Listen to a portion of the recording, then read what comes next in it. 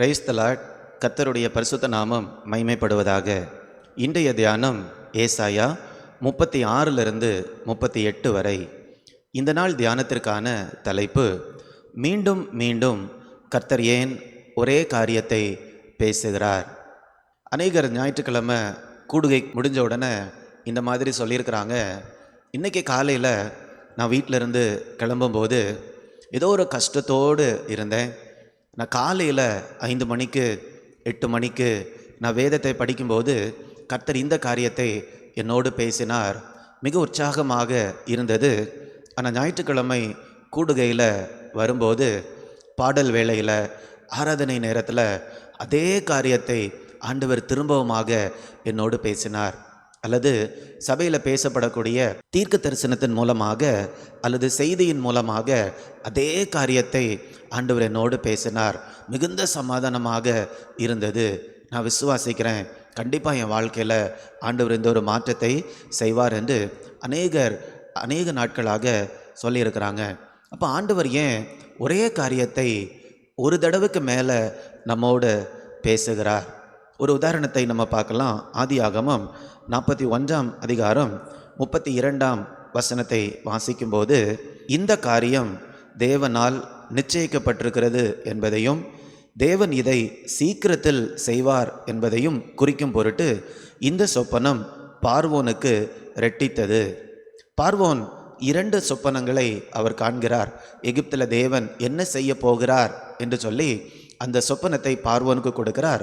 2 முறை அந்த சொப்பனத்தை கொடுக்கிறார். அப்போ யோசேப்பு அதற்கு விளக்கம் சொல்லும்போது யோசேப்பு சொல்லுகிறார், இந்த 2 சொப்பனமும் ஒரே அர்த்தத்தை கொண்டது தான். ஆனால் பார்வோனுக்கு 2 முறையாக ஆண்டவர் பேசினதுடைய காரணம் என்னவென்றால், இந்த காரியத்தை ஆண்டவர் உடனடியாக செய்ய போகிறார் என்று சொல்கிறதுனால தான் 2 முறை பார்வோனுக்கு இந்த சொப்பனம் வந்தது என்று யோசேப்பு சொல்லுகிறார்.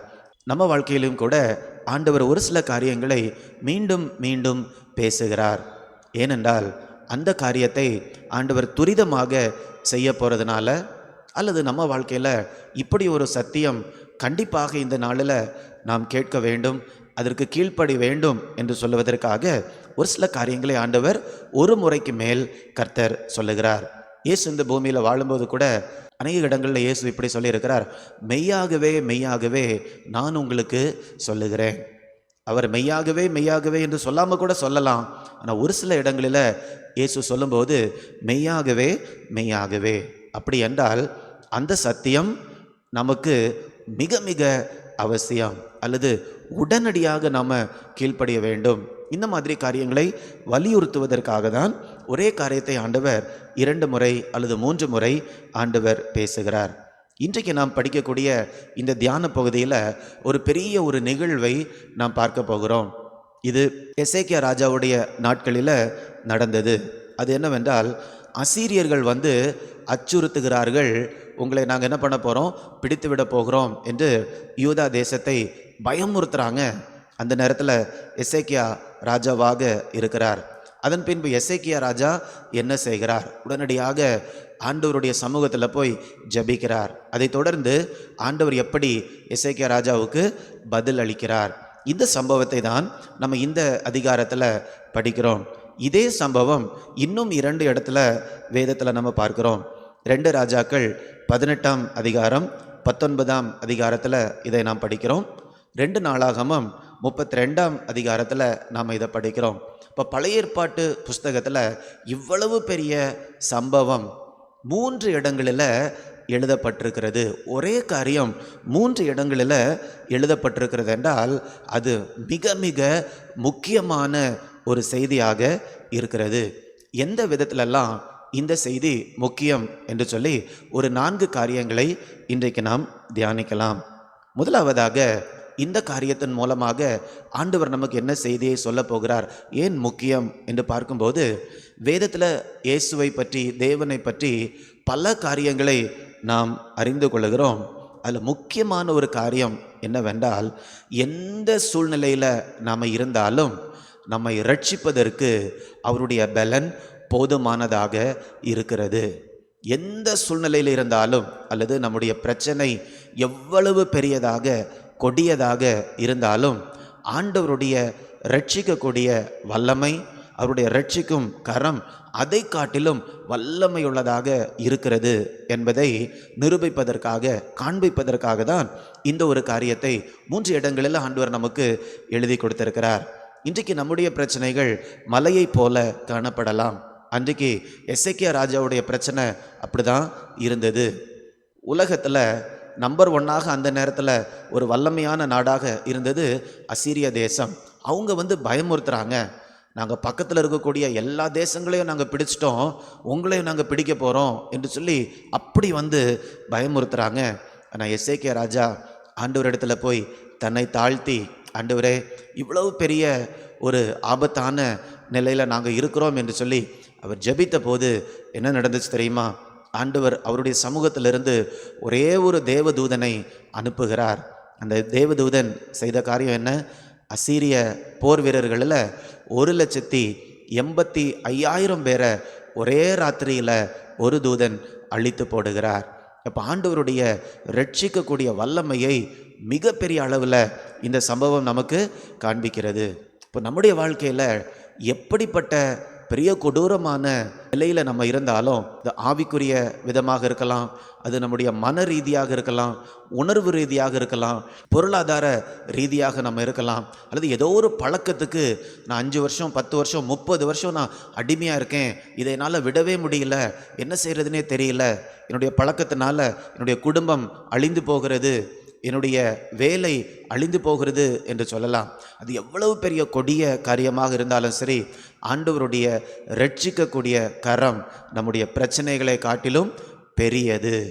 இந்த காரியத்தை, இந்த சத்தியத்தை நாம் மிக தெளிவாக இந்த சம்பவத்திலிருந்து நாம் புரிந்து கொள்கிறோம். இரண்டாவதாக, ஏன் இந்த சத்தியம், இந்த காரியம் 3 இடங்களில் எழுதப்பட்டிருக்கிறது என்று சொல்லும்போது, வேதம் எவ்வளவு ஒரு நம்பத்தகுந்த புஸ்தகம் என்பதை நாம் தெரிந்து கொள்வதற்காக தான். அநேக புஸ்தகங்கள் இருக்கிறது, அநேக தத்துவ புஸ்தகங்கள் இருக்கிறது. ஆனால் இதெல்லாவற்றை காட்டிலும் வேதம் எப்படி தனி சிறப்பு மிக்கது, எப்படி ஒரு நம்பத்தகுந்த ஒரு புஸ்தகம் என்பதை நாம் தெரிந்து கொள்வதற்காக இந்த 3 புஸ்தகங்களையும் எழுதினது 3 விதமான நபர்கள். ஒரு குழுவாக இந்த புஸ்தகங்களை எழுதியிருக்கிறார்கள். ஆனால் இந்த புஸ்தகத்தில் இருக்கக்கூடிய காரியங்கள் சரித்திரத்தின்படி கூட அது சரியாக இருந்தது. வேதம் ஒரு கட்டுக்கதை அல்ல, இது சரித்திரபூர்வமாக நடந்த உண்மைகள். தேவன் சரித்திரத்தின் தேவன். எப்படி தேவன் சரித்திரத்தில் அவர் ஆளுகை செய்கிறார், சரித்திரத்தின் போக்கை எப்படி தேவன் ஆளுகை செய்கிறார் என்பதை சரித்திரபூர்வமாக நம்ம என்ன பண்ணுறோம், இந்த 3 புஸ்தகங்களில் படிக்கிறோம். இது நமக்கு என்ன தெரிகிறது? நம்முடைய கரத்தில் இருக்கக்கூடிய வேதம் ஏதோ ஒரு கட்டுக்கதை அல்ல, ஏதோ மனிதர்கள் அவங்களுடைய மனதில் தோன்றின காரியங்களை சும்மா நமக்கு எழுதி தரல. சரித்திரபூர்வமாக தேவன் எப்படி தேசங்களில் செயல்படுகிறார், இன்றைக்கும் எப்படி தேவன் செயல்பட்டு கொண்டு இருக்கிறார், அவருடைய வாக்குத்தத்தங்கள் எப்படி தேசங்களில் உண்மையாக நிறைவேறினது, இனி வரக்கூடிய நாட்களிலும் ஆண்டவர் சொன்ன காரியம் எப்படி நிறைவேறப் போகிறது என்ற உண்மையை மிக ஆணித்தரமாக நமக்கு காண்பிக்கிறது. அப்போ வேதம் நம்ப தகுந்த ஒரு புஸ்தகம் என்பதை மிக தெளிவாக காண்பிப்பதற்காக இப்படிப்பட்ட காரியங்களை 3 பேர் மூலமாக ஆண்டவர் நமக்கு எழுதி கொடுத்திருக்கிறார். மூன்றாவதாக, ஏன் இந்த காரியத்தை ஆண்டவர் திரும்ப திரும்ப சொல்லியிருக்கிறார் என்றால், நம்ம எல்லாருடைய சூழ்நிலைகளும் மிக வித்தியாசமானதாக காணப்படுகிறது. அப்போ ஒரே சத்தியத்தை ஆண்டவர் 3 கோணங்களில் நமக்கு காண்பிக்கும்போது அதை நம்ம எந்த சூழலிலும் நாம் அபியாசப்படுத்தக்கூடிய விதத்தில் இருக்கிறது.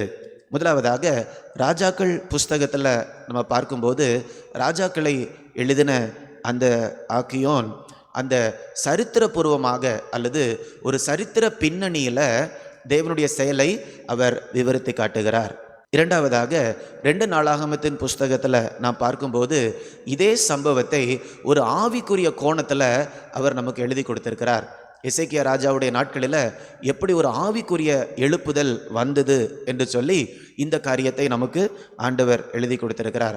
மூன்றாவதாக, ஏசாயா தீர்க்க தரிசன புஸ்தகத்திலும் ஏன் நாம் இதை வாசிக்கிறோம் என்றால், ஒரு தீர்க்க தரிசன கோணத்தில், ஒரு தீர்க்க தரிசன பரிமாணத்தில் இதே ஒரு சம்பவத்தை நாம் வாசிக்கும்போது எப்படி இருக்கிறது என்று அந்த காரியங்களை ஆண்டவர் நமக்கு எழுதி கொடுத்திருக்கிறார். இப்படி நாம் பார்க்கும்போது பல கோணத்தில் பல சூழ்நிலைகளில் இருக்கிறவர்களுக்கு ஒரே ஒரு சம்பவத்தில் ஆண்டவர் செய்த காரியம் இன்றைக்கும் நம்ம வாழ்க்கையோடு சம்பந்தப்படுகிறதாக காணப்படுகிறது. ஏன்னா இன்னைக்கு ஆண்டவர் நம்ம கையில் கொடுத்துருக்கக்கூடிய புஸ்தகம் இந்த 66 புஸ்தகம் தான். இந்த 66 புஸ்தகங்கள் எத்தனை தலைமுறைகள் வந்தாலும், எப்படிப்பட்ட நபர்கள் இந்த பூமியில் வாழ்ந்தாலும், இந்த புஸ்தகம் நம்ம சூழ்நிலைக்கு சம்பந்தப்பட்டதாக இருக்கிறது. இப்படி நாம் தெரியும் போது நம்முடைய வாழ்க்கையில் இருக்கக்கூடிய கேள்விகளுக்கு எல்லாம் வேதத்தில் பதில் இருக்கிறதுன்னு என்ன பண்ணுவோம், நாம் விசுவாசித்து வேதத்தை நாம் படிக்க ஆரம்பித்து விடுவோம். அதனால வேதம் நமக்கு ரொம்ப ரொம்ப முக்கியம். கடைசியாக ஏன் 3 முறை ஆண்டவர் எழுதி கொடுத்திருக்கிறார் என்று நாம் பார்க்கும்போது நம்முடைய விசுவாசத்தை உயிர்ப்பிப்பதற்காக.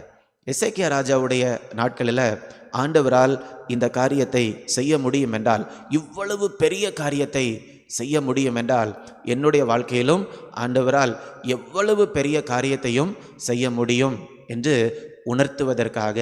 இந்த இடத்துல எசேக்கியா ராஜா செஞ்ச காரியம் என்னன்னா, அவர் தனி ஜெபம் செய்கிறார். ஆலயத்தில் போய் அந்த அச்சுறுத்துதல் கடிதத்தை எடுத்து ஆலயத்தில் முன்னால் ஆண்டவருடைய சமூகத்தில் வச்சுட்டு அவர் ஜெபிக்கிறார். ஆண்டவரே, எனக்கு என்ன செய்யவென்று தெரியவில்லை. அது மாத்திரமல்ல, ஒரு ஆவிக்குரிய தலைவனோடு தன்னுடைய பிரச்சனையை பகிர்ந்து கொள்ளுகிறார். ஆண்டவர் ஒவ்வொரு ராஜாக்களுடைய நாட்களிலும் ஒரு தீர்க்கதரிசியை கொடுத்திருந்தார் ஆவிக்குரிய வழிநடத்துதலுக்காக. அநேக ராஜாக்கள் இந்த தீர்க்கதரிசிகளை சரியாக பயன்படுத்தலை, அல்லது தீர்க்கதரிசி மூலமாக பேசின காரியங்களை அவங்க செவி கொடுக்கலை. ஆனால் செவி கொடுத்த ராஜாக்களை நீங்கள் பார்த்தீங்கன்னா அவங்களுடைய வாழ்க்கை அல்லது அவங்களுடைய ராஜ்யம், அவர்களுடைய நாட்களில் தேசம் மிக சிறப்பாக இருந்தது. அதுக்கு ஒரு உதாரணம் தாவீது. தாவீது ராஜா ஒரு இடத்துல தவறுகிறார். ஆனால் நாத்தான் தீர்க்கதரிசி மூலமாக ஆண்டவர் அவருடைய பாவத்தை கண்டித்து உணர்த்தின உடனே அவர் அந்த உணர்வை பெற்றுக்கொள்கிறார். ஆனால் இன்னும் நிறையா ராஜாக்கள் தீர்க்கதரிசி உண்மையை சொன்ன உடனே அந்த தீர்க்கதரிசியை சிறையில் போட்டுடுறாங்க, அவங்கள துன்புறுத்துறாங்க. நீ எனக்கு கெட்ட செய்தியை கொண்டு வந்து விட்டா என்று சொல்லி அவங்கள துன்புறுத்துறாங்க. ஆனால் எந்தெந்த ராஜாக்கள் எல்லாம் தீர்க்கதரிசிகள் சொல்கிறத கேட்டு கீழ்ப்படிந்தார்களோ அவர்களுடைய நாட்களில் ஆண்டவரால் பெரிய காரியங்களை செய்ய முடிந்தது. இது நம்முடைய வாழ்க்கையில் எப்படி சம்மந்தப்படுகிறது? நிறைய பேர் சொல்லுவாங்க, ஆண்டவர் என்கிட்ட நேரடியாக சொன்னால் நான் கீழ்ப்படிவேன், ஆனால் மற்றவர்கள் மூலமாக சொன்னால் நான் என்ன பண்ண மாட்டேன், கீழ்ப்படிய மாட்டேன் என்று சொல்லி. ஆனால் இந்த அதிகாரம் நமக்கு போதிக்கக்கூடிய உண்மை என்னவென்றால், ஏசாயா தீர்க்கதரிசிகிட்ட அவர் சொல்லுகிறார் தன்னுடைய காரியத்தை. தீர்க்கதரிசி ஆண்டவருடைய செய்தியை வாங்கி அவருக்கு சொல்லுகிறார். அப்போ தீர்க்கதரிசிக்கும் ராஜாக்கும் நல்ல ஒரு உறவு இருந்தது. இன்றைக்கும் நம்ம வாழ்க்கையில் ஒரு சிலர் நம்ம என்னதான் பண்ணாலும் அப்படியே தடவி கொடுத்து பேசிகிட்டு இருப்பாங்க. அவங்கக்கிட்ட நம்ம என்ன பண்ணுவோம், பேசுகிறதுக்கு பயப்பட மாட்டோம், அல்லது அவங்கக்கிட்ட அதிக நேரம் நம்ம ஸ்பெண்ட் பண்ணுவோம். ஆனால் ஒரு சிலர் உண்மையை சொல்லி தவறுதலை சுட்டி காட்டுவார்கள் என்றால் அவங்கக்கிட்ட திரும்ப என்ன பண்ண மாட்டோம், போக மாட்டோம். ஆனால் அப்படி நம்ம செய்யும்போது நம்ம மிகப்பெரிய ஆசீர்வாதத்தை இழக்கிறோம். ஒரு சின்ன உதாரணத்தை நான் சொல்கிறேன். 1-2 வாரங்களுக்கு முன்பதாக நம்முடைய போதகர் அவருடைய ஒரு நண்பரோடு பேசி கொண்டிருந்தாங்க. அப்போது நான் திடீர்னு அவங்கள்ட்ட ஏதோ ஒரு காரியத்தை கேட்க போகும்போது அவங்க 2 பேரும் நண்பர்களாக பேசி கொண்டிருந்தாங்க. ஆனால் அந்த நண்பர் இயேசுவை அறியாத ஒரு நபர், ஆனால் நல்ல ஒரு 60 வயது நிரம்பின ஒரு நபர். அப்போ அவங்க சந்தோஷமாக அப்படி பேசிகிட்டு இருக்கும்போது போதகர் ஒரு வார்த்தையை சொன்னாங்க, இதெல்லாம் சரிதான், ஆனால் நீங்கள் இயேசுவை அறிந்து கொள்ள வேண்டும். உடனே அவங்க சொன்னாங்க, இல்லை பாஸ்டர், எம்மதமும் சம்மதம் இப்படிப்பட்ட காரியங்களெல்லாம் பேசிகிட்டு இருந்தாங்க. நான் போதகர் ஒரு காரியத்தை சொன்னாங்க, நான் ஏன் உங்களுக்கு சொல்கிறேன்னா, இந்த வாய்ப்பு எனக்கு இனி கிடைக்காம இருக்கலாம், அதனால தான் இந்த காரியத்தை நான் உங்களோடு பேசுகிறேன் என்று சொல்லி. அப்போது இப்படிப்பட்ட சூழ்நிலையில் உண்மையை சொல்லும்போது அது நிறைய நேரத்தில் நமக்கு பிடிக்காமல் இருக்கலாம். ஆனால் அப்படி உண்மையை சொல்லுகிறவர்களோடு நம்ம கண்டிப்பாக பழக்கம் வைத்து கொள்ள வேண்டும். அல்லது நம்முடைய தவறை கண்டித்து உணர்த்துகிறார்கள் என்றால் அவங்கள விட்டு நம்ம என்ன பண்ணக்கூடாது, தூரத்தில் போகக்கூடாது. அவர்களோடு நாம் பழக்கத்தை வைத்து கொள்ள வேண்டும். நம்முடைய நலனுக்காக ஒரு சில உண்மைகளை சொல்லும்போது அவங்களோடு நம்ம பழக்கத்தை வைத்து கொள்ளும்போது ஆண்டவர் நம்முடைய வாழ்க்கையில் இடைபடுவதற்கு நாம் இடத்தை கொடுக்கிறோம். நிறைய நேரத்தில் இப்படிப்பட்ட ஒரு தாழ்மை இல்லாமல் இருக்கும்போது ஆண்டவர் நம்முடைய வாழ்க்கையில் கிரியை செய்வதற்கு நம்ம எந்த வாய்ப்பையுமே நாம் கொடுக்காமல் இருக்கலாம். அப்போ இந்த ஒரு சம்பவத்தை ஆண்டவர் 3 இடங்களில் நமக்கு ஏன் எழுதி வைத்திருக்கிறார், அல்லது ஒரு காரியத்தை, ஒரு சத்தியத்தை ஏன் ஆண்டவர் 2 முறை 3 முறை பேசுகிறார் என்றால், அந்த காரியத்தை குறித்து நாம் கவனம் செலுத்த வேண்டும். ஆண்டவர் செய்ய சொல்ல காரியங்களை நாம் உடனடியாக செய்ய வேண்டும். உங்கள் வாழ்க்கையில் ஏதாவது ஒரு காரியத்தை ஆண்டவர் ஒரு தடவைக்கு மேலே 2 தடவை 3 தடவை சொல்லியிருக்கிறாரா? இந்த சொன்ன காரியத்தை நீங்கள் மறந்து போயிட்டீங்களா? இந்த நேரத்தில் நீங்கள் கேட்பீங்களா ஆண்டவர்கிட்ட, ஆண்டவரே நீங்கள் எனக்கு ஒரு முறைக்கு மேலே சொன்ன காரியத்தை எனக்கு ஞாபகப்படுத்துங்க.